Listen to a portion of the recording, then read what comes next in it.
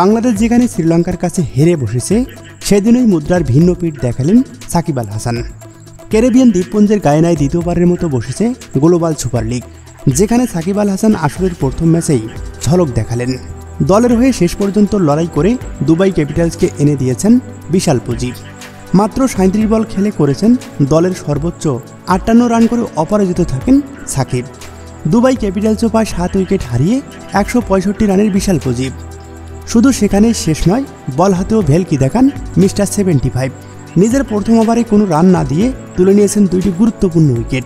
নিজের দ্বিতীয় ওভারে আবারও 6 রান দিয়ে তুলে নিয়েছেন আরও একটি উইকেট এবং সেই সাথে নিজের শেষ ওভারে তুলে নিয়েছেন আরও একটি উইকেট।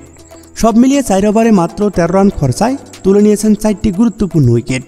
সেই সাথে দলও পেয়েছে দুর্দান্ত এক জয়। ম্যান অব দ্য ম্যাচের পুরস্কারটা উঠেছে সাবেক বিশ্বসেরা অলরাউন্ডারের হাতে। এ যেন পুরনো সাকিবকেই দেখল ক্রিকেট বিশ্ব। সাকিব যেন জানান দিলেন তিনি এখনও ফুরিয়ে যাননি।